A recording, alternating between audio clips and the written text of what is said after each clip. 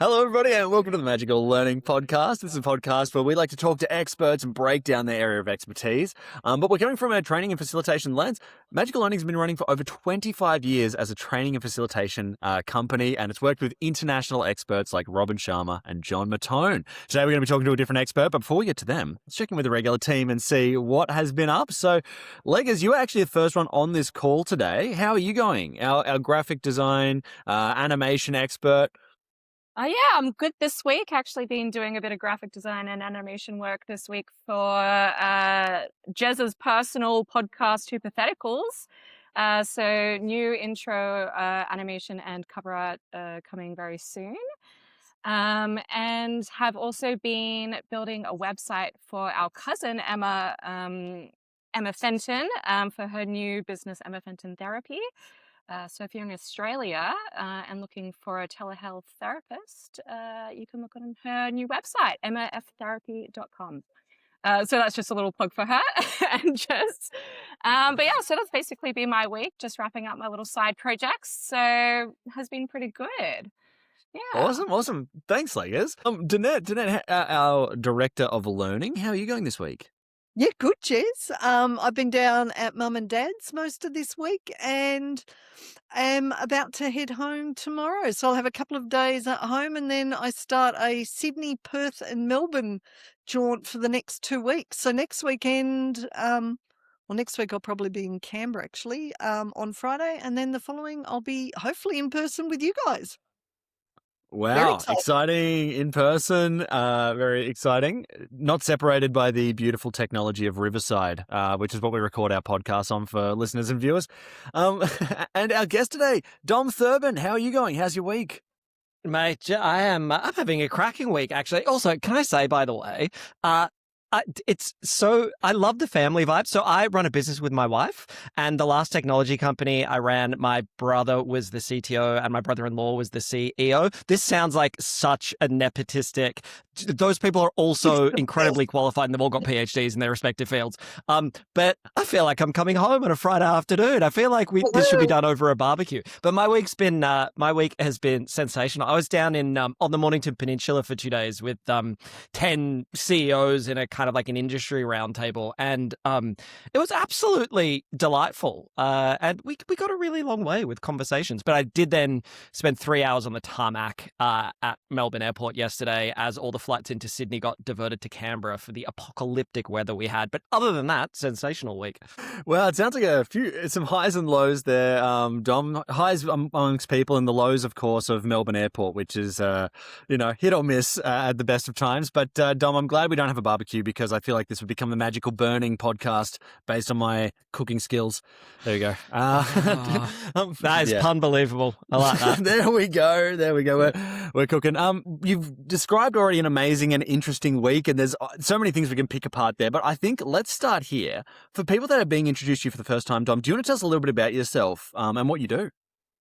Yeah, in a nutshell, I basically wear 3 hats. So I'm an entrepreneur. I've built and sold 2 global businesses, a technology company and a consulting firm. And then I've been a senior executive for many years. I was an EY partner for 5 years. And so kind of, I suppose, more on the large enterprise side of things. But then in particular relevant today, hat number 3 is I'm a researcher, writer, speaker. So got a new book coming out on the subject of, which is being held, you know what, I think we can even get 2 of those in shot. On the subject of truth, lies, and misinformation. And so I kind of do the speaking thing, and have worked I think nearly 20 years now, both here and overseas, in both kind of large format presentation, but also in a lot of kind of more intimate settings, which is, I must say, my deepest passion. I left EY specifically because, I mean, I adored my time at EY, but left specifically because I had this moment of clarity of, I know exactly what I want to do. I want to write and speak about things that I'm passionate about that I think are important. And at the moment when I had that moment, I was like, I'm kind of done here. Like I want to get back to speaking and writing. Wow. And Dom, I mean, for people that are watching the video, which people can do on Spotify or YouTube as well, they'll see that you've got many other passions just even in your background alone there. We were getting a little tour before of there's additional music sort of hats going on. So there's many, many things that you kind of cover here, Dom, and we're very excited to get into this. And I think disinformation, its devastating impact and what needs to change is the topic we've picked today. But I mean, this whole topic is so fascinating and we're really excited to dive into it. I think Danette usually tees us up really nicely for the conversation, so we might start there, and you can give us a little bit about the book as well through this answer as well. But Danette, I'll throw to you, and do you want to tell us a little bit about why you chose your question? Yeah, thanks, Jez. And Dom, really excited to have you on the podcast. So I always have two questions because I'm very curious, but I'll start with the first one because people will hear the term disinformation and they may not necessarily be sure what do you mean. So I'd love to hear what your definition is first of disinformation. This is the problem of there's a lot of disinformation about disinformation. We're caught in a Russian doll situation. But it's a brilliant place to start the conversation. So I actually reckon there's two words to start, which is misinformation and disinformation, because they're often used synonymously. But I do think it's a material and important distinction. So I would, and maybe starting with misinformation, I think it feels like the place to start, which is misinformation very simply is just false or wrong information.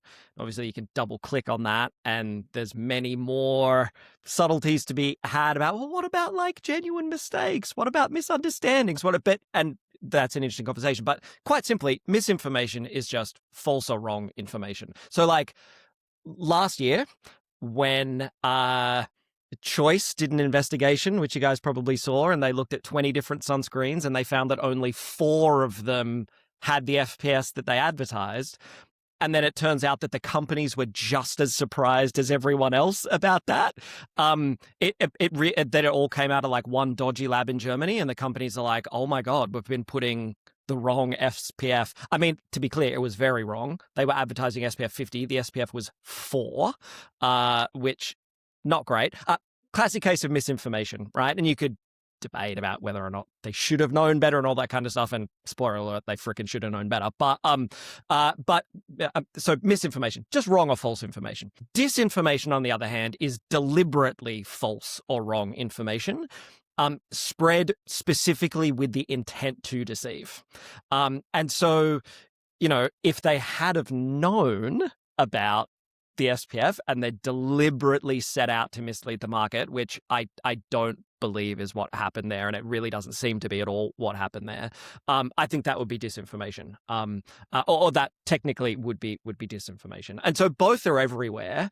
But they pose, I think, slightly different challenges to organizations. And actually, I think arguably misinformation is probably a bigger problem in enterprise. And I think disinformation is a bigger problem in politics. I like that. And I like that the disinformation is deliberate. So the D at the front, if people can't remember, that's actually a really good way of remembering. So I love your definition. You should get into learning design. That's a great, yeah. I might think about it one day, Dom. Yeah. That's genuinely good and actually hadn't occurred to me. Oh, that's just the way my brain was like, how do you remember the difference? And at the moment there was a D in there, I was like, oh, now I know how. Yeah. I love that. So my next question is there, and you've given us a couple of examples already, but if you could give us some examples, particularly about the impact that, let's go for the disinformation, and I'm curious because absolutely politics plays a total huge part in that. So I'd love to hear a story or two. Yeah. Well, because this is where it starts to, it's almost whack-a-mole, right, these days, because you just can't move for misinformation and disinformation at the moment. It really is, at risk of sounding a little trite, like there really is a pandemic of this at the moment, and it's being fueled by new technology, and AI is playing an incredibly profound role in just accelerating this, but also making it more convincing and lowering the cost of doing it. Like anyone can become world class at this now. You used to actually have to be like pretty good at doing disinformation to be effective. Now, like anyone can do it. It's the great equalizer. And so I'll give some really specific examples, and I guess maybe start with how it shows up in business and the sort of impacts that it has, because I think the most common way misinformation and disinformation show up in business, I think, is generally with actually good intentions.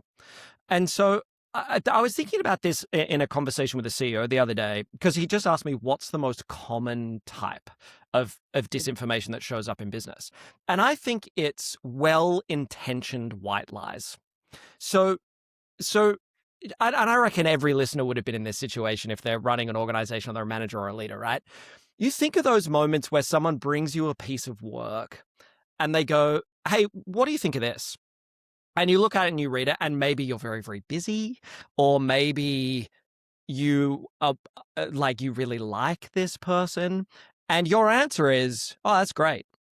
Your actual opinion is, this is a fucking disaster, right? Like this is a problematic piece of work, but often for really good reasons. You're just like, oh no, that's fine. That's really good. Often then what leaders do is they go run when they fix it themselves in the background, which benefits precisely no one.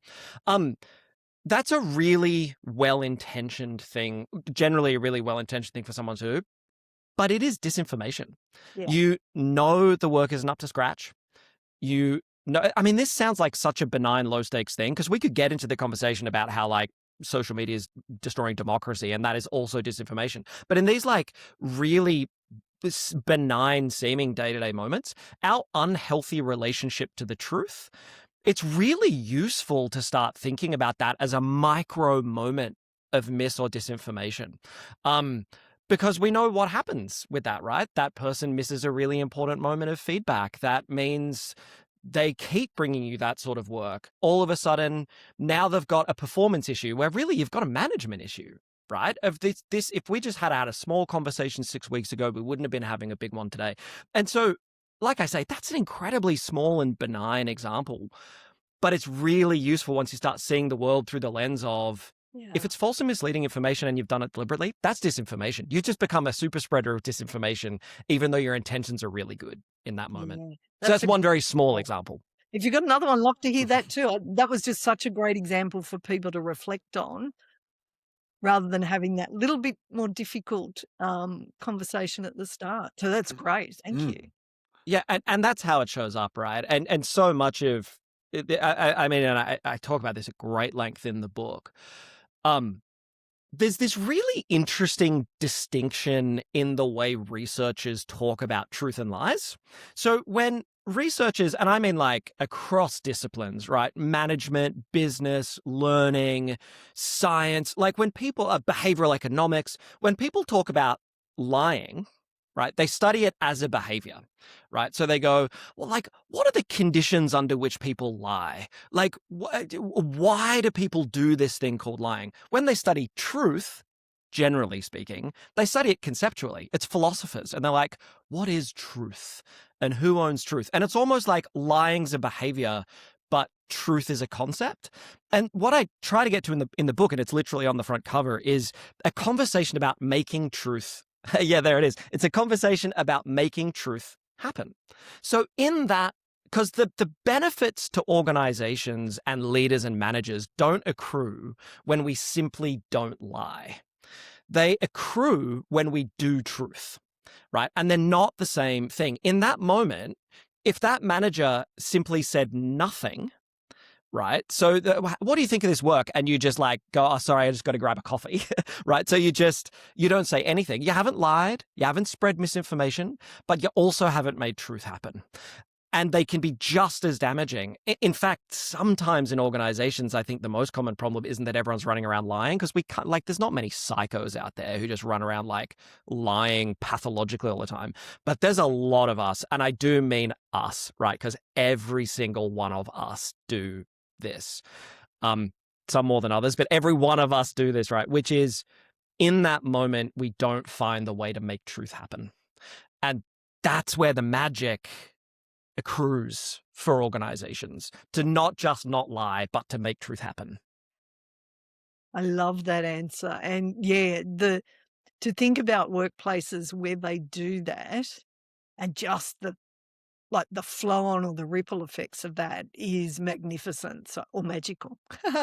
Yeah. Lovely. Yeah. Great answer, Dom. Thank you so much. And I'm going to hand back to Jez. Yes, thanks, Danette. Thanks, Dom. I might throw over to Leggers now. Leggers, what was your question? Tell us a bit about why you chose it. Well, my question actually sort of follows on from that thought, but it's what are the benefits of being honest and transparent, even if the truth is not favorable for business and leadership? Because obviously, telling a lie that makes you look good has benefits if you don't get caught out. But I guess even when the truth isn't favorable, what are your benefits of being transparent about that? That piece that you slotted really elegantly into the middle of that question, which is like, sometimes kind of, if you lie and get away with it, a tremendous personal benefit can accrue. That is such an important point that you just made. And we should come back to that later, I reckon, because that's such an interesting conversation. But let me honor the very good question with a very clear answer, or as best I can, which is, I think very simply, you can probably classify the benefits into three very distinct buckets. I mean, there's lots of little ones, and you could organize these in different ways. As a team of learning specialists would know, we can put anything in any buckets we want. But I think these are probably the three ones, which is number one, you solve problems better and you solve them faster. It's a really curious thing to think about, like there is an objective universe that exists outside of us, right? And businesses operate in that universe. And what that means is there are right and wrong answers to questions. And normally, wrong answers outnumber right answers. There is one right answer to the question, what is 2 + 2 equals, and an infinite set of wrong answers. And that scales as a logic. There are an infinite number of ways to not invent a light bulb, right? There are an infinite number of ways to not decarbonize an economy. There's like 3 ways to do it right, or 4 or 5 or whatever the number is, or 1 in the case of 2 + 2, infinite number of expressions of it, but still only one right answer.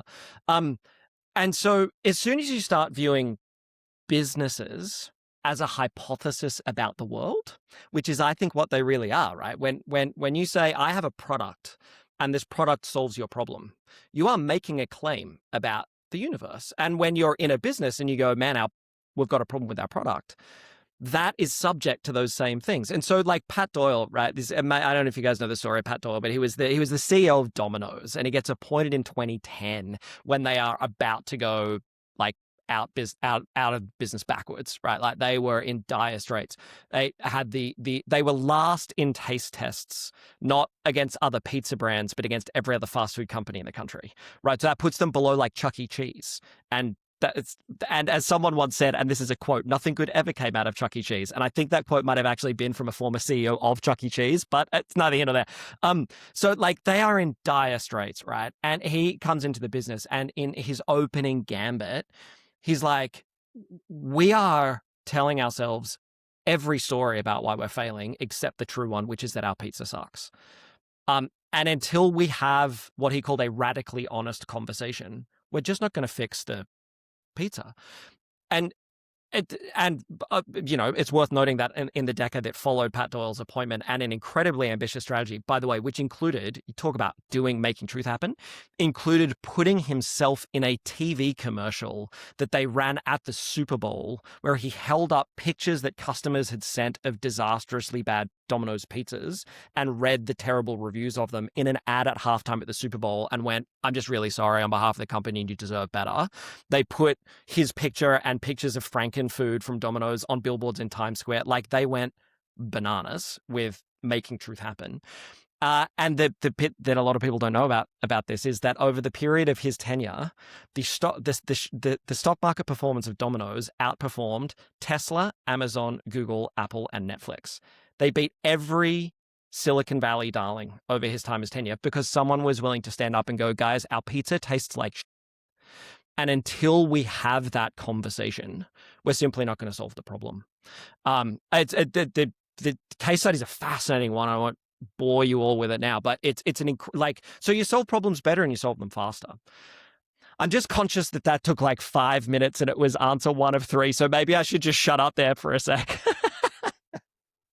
that was good. Keep going. Yeah, that was a great example, actually. I also Yeah. didn't know that. Yeah. But that's like, I mean, everyone knows Domino's, but clearly they've improved. I kind of like Domino's pizza. So Yeah. Yeah, I kind of my secret thing is I freaking love fast food. I'm like, I know that you're like meant to be all clean living, clean healthy, but I'm like, dude, 2 o'clock in the morning after a long night, just fire me out some yeah, I feel KFC like and I'll be happy. when you're drunk or hungover, I feel like fast food really hits in a way that clean eating cannot ever, Yeah. get to that level. Yeah.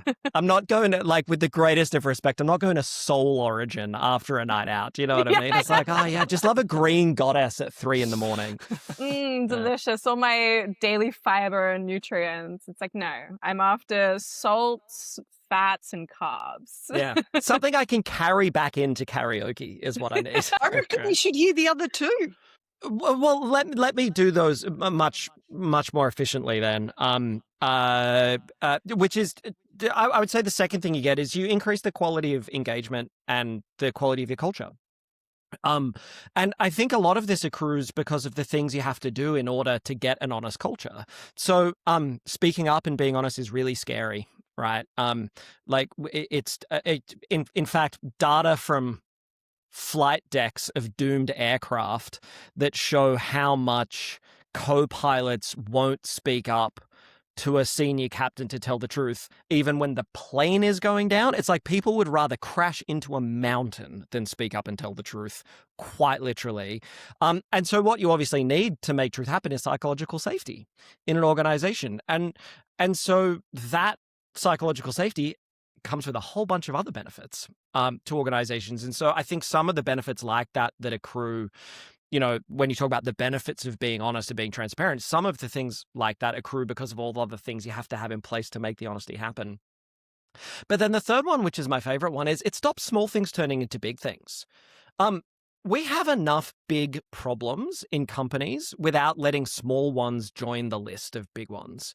And I remember very early in my actually, you know what? I say very early. I think I'm saying that as self-protective. This happened recently enough that I should have been a better manager at this point in my career when it happened, to be honest. We had a huge program we were delivering for a public sector client, and about 6 weeks, it was actually a learning and development program, and about 6 weeks out from delivery, at a meeting with the delivery team, and in my head I was like, I just don't think we're going to make it. But I didn't say anything because they seemed convinced they were going to make it. And I was like, okay, we've got plenty of time. Then about 3 weeks out, I had another one. And I was just like, I gave them some feedback, but I didn't express my, guys, I think like we have a critical path problem here.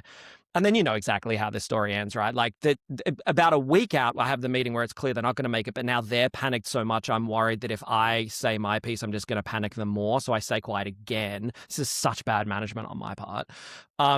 And then, of course, the night before, it's like battle stations and we're calling everyone back to the office and we're doing the overnight stuff. And it became a crisis. And by the way, has a sort of a happy ending eventually. It doesn't the next day because what we delivered sucked. And the client knew it and the team knew it and I knew it. And of course, I sat there and took personal responsibility for it, which is fair enough in that situation because I do think that's my fault, not the team's.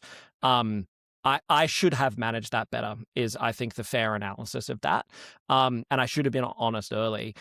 It has a nice ending because luckily we had such good trust with the client that they gave us another crack. And a week later, we put something great in front of them. And like, thankfully, it's quite a high profile engagement. Thankfully, that ended well. Thankfully for my job, fire myself from my own company. But it was just a great example of, we had so many genuine big challenges in our business at that point. We didn't need to add to the list something that should have been solved 6 weeks earlier with a simple conversation. And being honest stops small things becoming big things. And that's just like, this is like, when they say in football, they're like, oh, that save from the goalkeeper is worth a goal at the other end. I'm like, not having a small thing become a big thing is like saving a goal in a World Cup final. Like, it's just currency to leaders in time saved and energy saved and stress saved. So I think it's at least those three that it does benefit. Yeah, no. And I mean, to continue like the thought, I think also in relationships, it's better to bring things up earlier than wait until it's a big problem for you and the other person's like, wait, what? you're mad about this.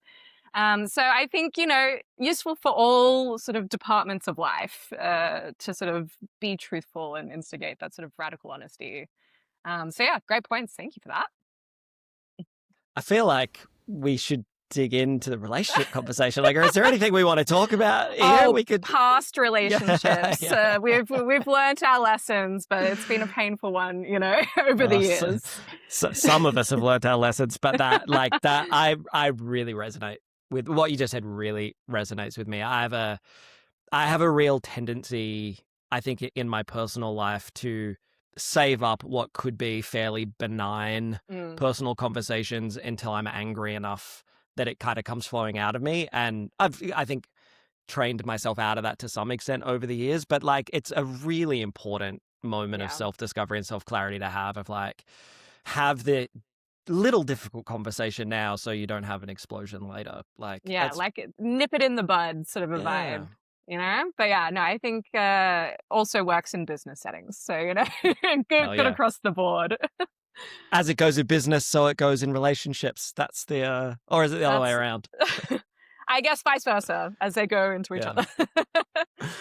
Do you mind if I go off script a little bit? Because this conversation has actually been it's been teeing me up in a very interesting way. Since we started talking about disinformation, misinformation, the difference between them, and sort of then disinformation has a motive in an interesting way. Like there's and what I guess was interesting is, as I was thinking about that, you can start to think about the simple fact of the existence of disinformation says that there's a motive behind that disinformation. And so I was wondering, through your lens of looking at this, A, how does that sort of idea resonate with you? And B, are you able to almost use this to look at what people are trying to hide once you can ascertain what is disinformation? Then you can, I guess, what are some other things you can kind of take away from that? Because this whole conversation is so fascinating. Now you've broken it down like this. Yeah, it's I think you've hit on something super, super important there, right? Which is so exactly as you describe it, which is the fact that this is baked into the definition that you're lying with the intent to deceive absolutely tells us that this is happening for a reason, right? And those reasons could be very varied, and even one person, situation to situation, could have very, very, very different reasons for doing it. And in some, like I say, the classic one that everyone uses, right, which I did originally have in the book and then I took out just because I was like, this is too trite, is the classic, does my bum look big in this? And it's to which, of course, the correct answer is always no. Always. Or maybe the correct answer is always, honey, you look beautiful. And normally that's the right answer because it's the true answer, because luckily beauty's in the eye of the beholder. But that same person, in different contexts, could have very, very different relationships with the truth. And so you can start to, but as soon as you, as you say, Jez, as soon as you admit that it's happening for a reason, it immediately begs the question, what's the reason? And so you can actually start to break it down, right? So there's a chapter in the book literally just called "Why We Lie," and it takes, I'm in the incredibly fortunate position where my business partner and my wife, Emily, is a behavioral neuroscientist, and so she's spent her entire career studying human behavior, which was a super. And you guys should totally talk to her at some point. She is incredible.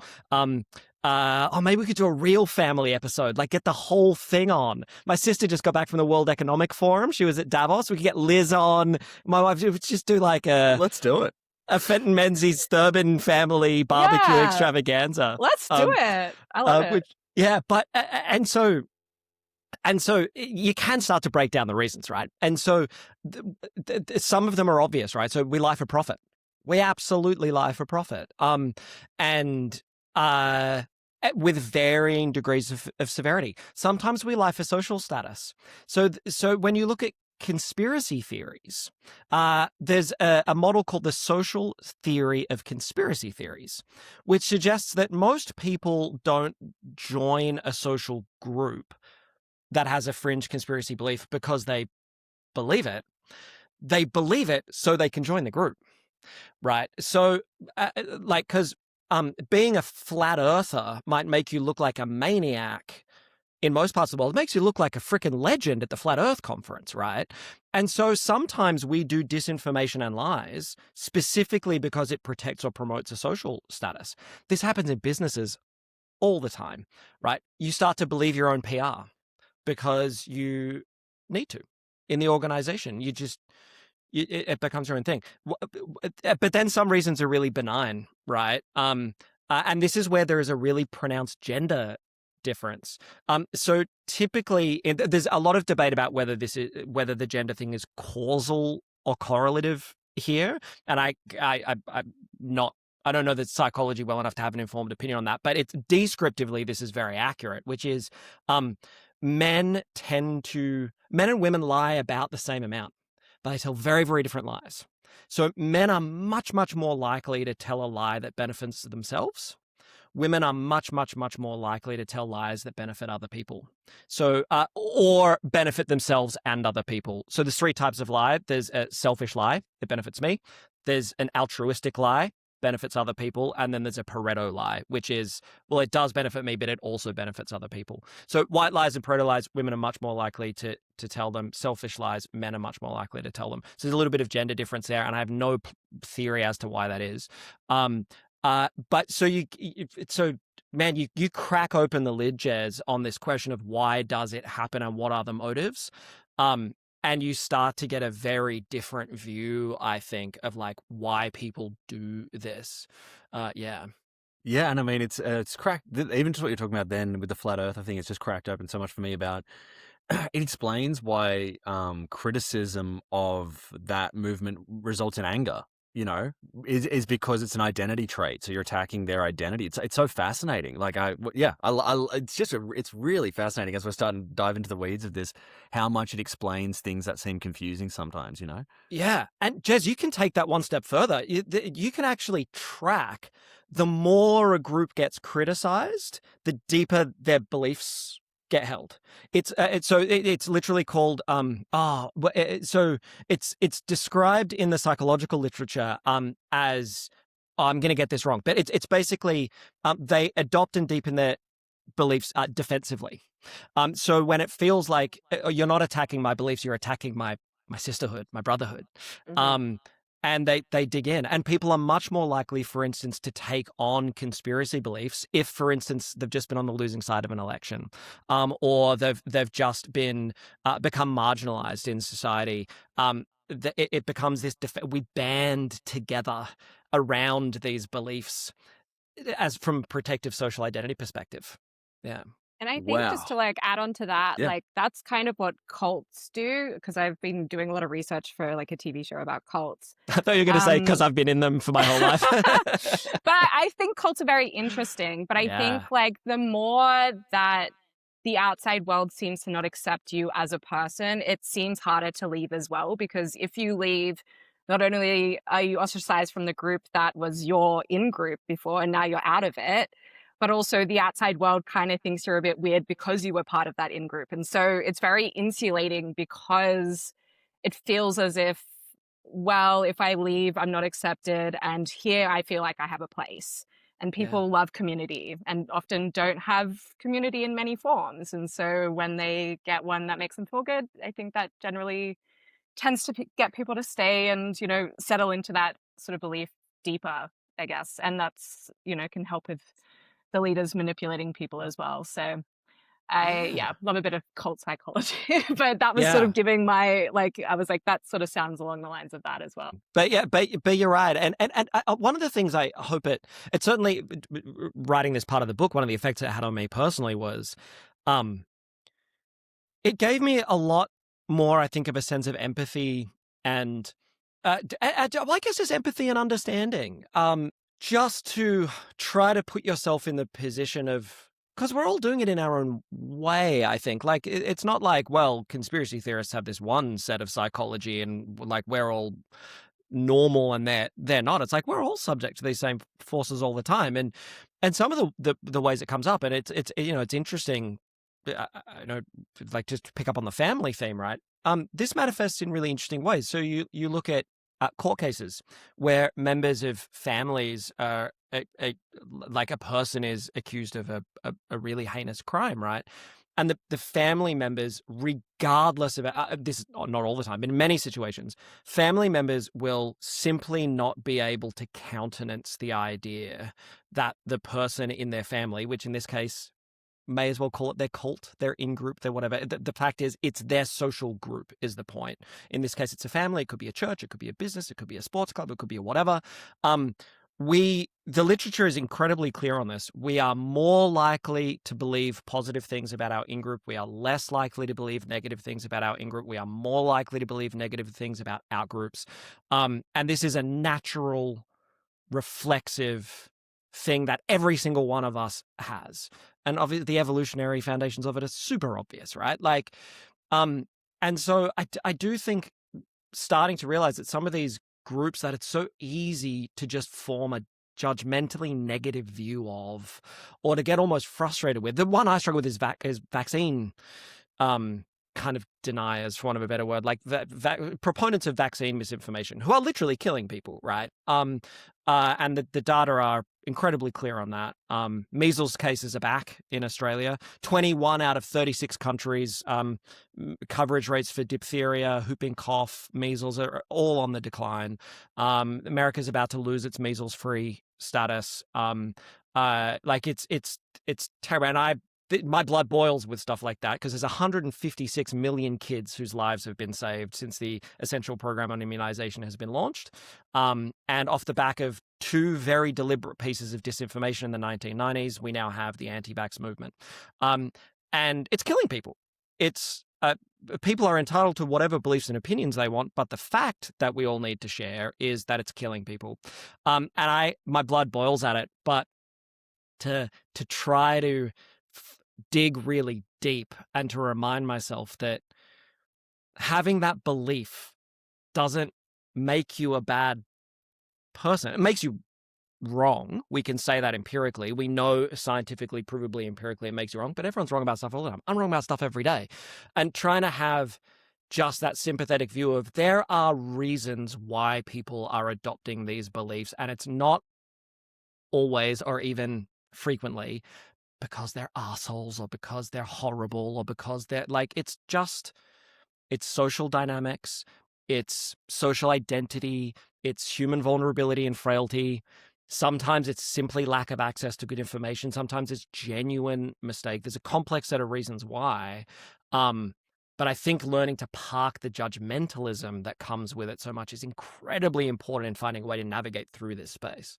Yeah, absolutely. And I was going to say, Dom, it's actually fascinating. That one is an area I actually have a weird area of expertise, not because I have an interest in it, but because I used to work in an organic grocery store, and a significant portion of the customers were that way.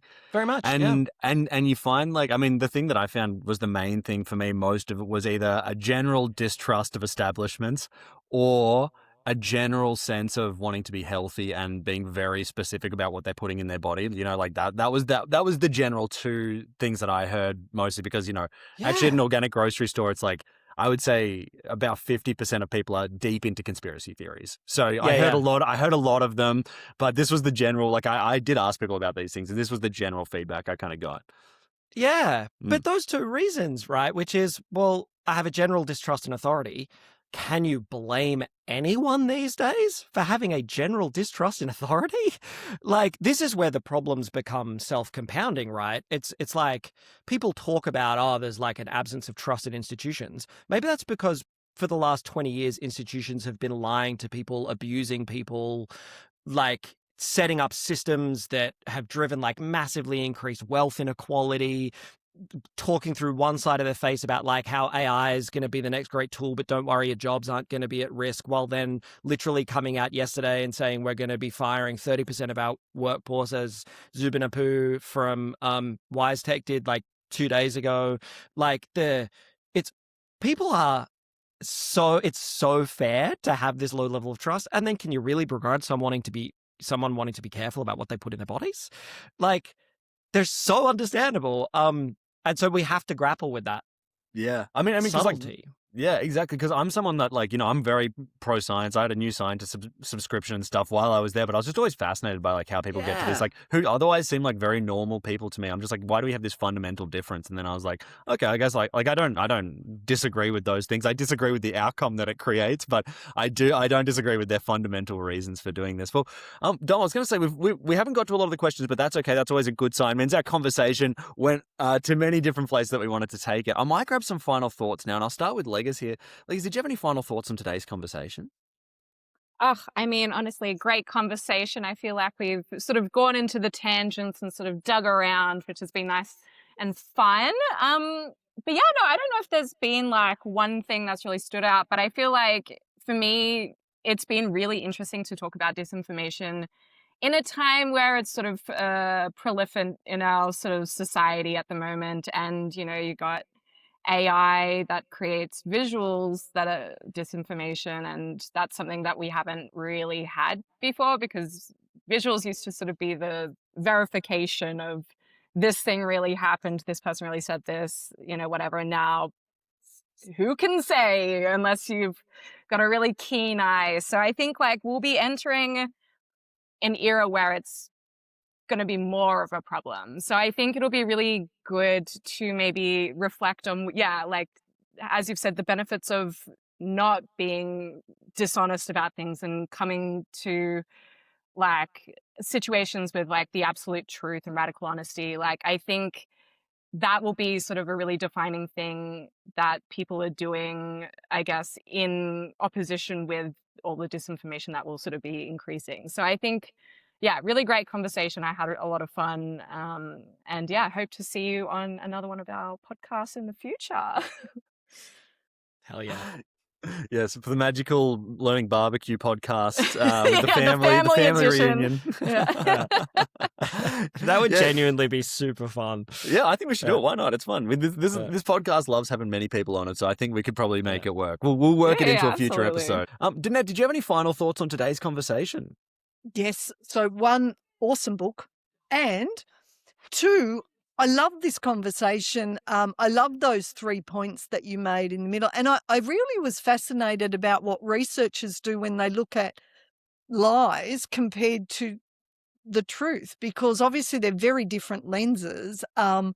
So, yeah, this great conversation. I suspect we will have you back again, Dom, because even that conversation earlier with Leggers about relationships and stuff, add to what's in here. It'd be great. So can I say thank you? It was a great conversation. Awesome. Thank Yeah, Dom, I just want to say, I think the thing that there was so much that stood out to me. Obviously, the definitions of misinformation and disinformation are extremely helpful. But the thing that really stood out to me was when you're talking about the pilots and the co-pilot and how people. It's like these startling statistics where sometimes simple things really jump out at you. Like the classic one was people are more afraid of public speaking than dying. As a classic. And things like that, where there's these simple things that don't make logical sense but are sort of truisms. And I think this is a really good one to be aware of. Is that some people would literally rather crash a plane than say, hey, I think you're doing this wrong to an authority figure. And that's just it's so. Yeah, I mean, I've taken away a lot. Like I said, we didn't get to a lot of the questions. So is there any final thoughts you had or anything that you wanted to touch on that we didn't get to today, briefly? Only one, and I'm conscious we're right at time, but the only one thing was, I think if there are leaders and managers and business people or frankly concerned citizens out there listening to this, and feeling a little sheepish because some of the examples we've used are like things they've done or things they've said. I just don't think anyone should beat themselves up about that. This is it's really, there's a reason it doesn't happen. Right? It's because it's hard. In so many situations, every ounce of our instincts are telling us to not do this thing. They're just say the easy thing. Just be nice.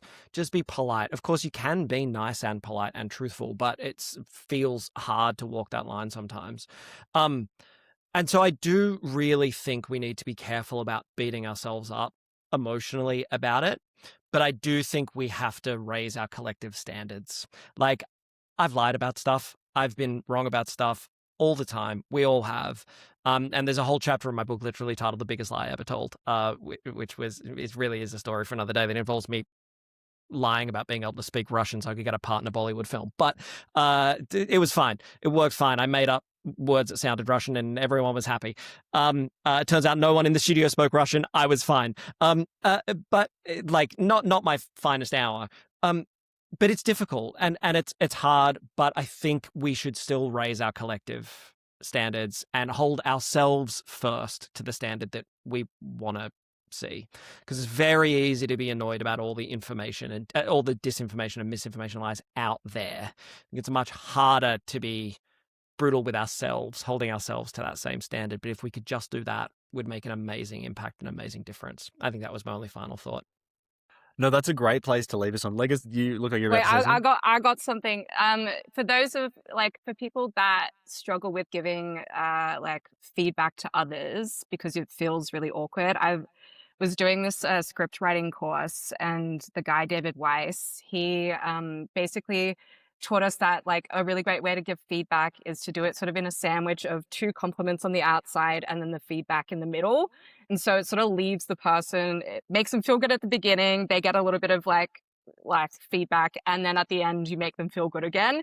And in general, like it works really well in terms of giving people feedback. At least I've been on the receiving end of it and seen other people sort of get that, and it's a nice way of doing it. So if you're not being truthful because you're scared or don't know how to give feedback in a good way, that's a little trick I learned in the last month. So just thought I would add that on as a little asterisk to the end there.